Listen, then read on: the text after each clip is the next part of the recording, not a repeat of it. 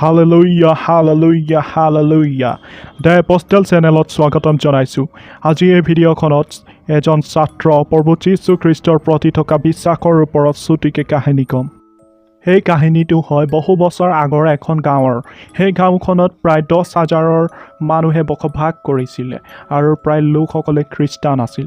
বহু বছৰ ধৰি সেই গাঁওখনত বৰষুণ দিয়া নাছিল, গতিকে কোনোৱে ভাল ধৰণে খেতি কৰিব পৰা নাছিলে। গতিকে সকলোৱে গীৰ্জাঘৰত গৈ পাষ্টৰক প্ৰাৰ্থনা সভা এখন ৰাখিবলৈ অনুৰোধ জনালে। পাষ্টৰে শনিবাৰ ৰাতিপুৱা 6টা বজাত সকলোকে গীৰ্জাঘৰত একেলগে প্ৰাৰ্থনা কৰিবলৈ মাতিলে। শনিবাৰ ৰাতিপুৱা সকলো লোকসকলে শিশু পৰা ধৰি বয়সস্থ সকলোৱে ফাষ্টিং থলে।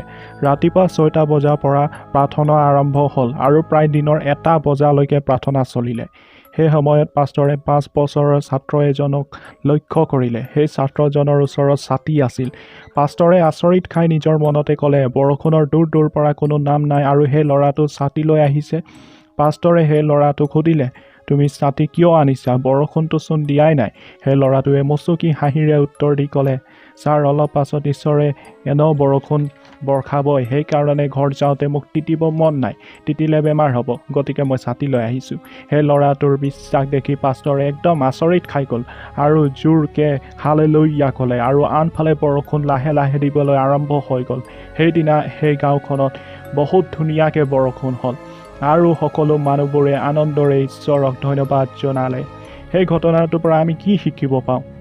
আপুনি যেতিয়া কিবা এটা বস্তু প্ৰভু যীশু খ্ৰীষ্টক বিচাৰে, সেই সময়ত সেই বস্তুটো পামেই 100%লৈকে বিশ্বাস থাকিব লাগে। যেনেকুৱা সেই সৰু ছাত্ৰজনৰ 100%লৈকে বিশ্বাস আছিলে বৰষুণ দিবই, ঠিক তেনেদৰে আপুনি যেতিয়া কিবা এটা বস্তু যীশুক বিচাৰে, সেই সময়ত আশা বা পাম নে নাপাম এই বস্তুবোৰ মনত একদমেই নানিব। আমাৰ প্ৰভু যীশু খ্ৰীষ্ট ঈশ্বৰৰো ঈশ্বৰ, প্ৰভুৰো প্ৰভু, কৈছে, খোজা তেহে তোমালোকক দিয়া হ'ব।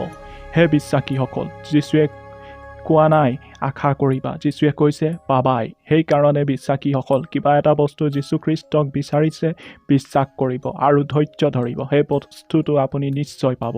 গতিকে আজিৰ কাৰণে ইমানেই। অৱশেষত মই প্ৰাৰ্থনা কৰোঁ, আপোনাক আৰু আপোনাৰ পৰিবাৰক যীশুৱে সদায় আশীৰ্বাদ বৰষাই থাকক। আমেন।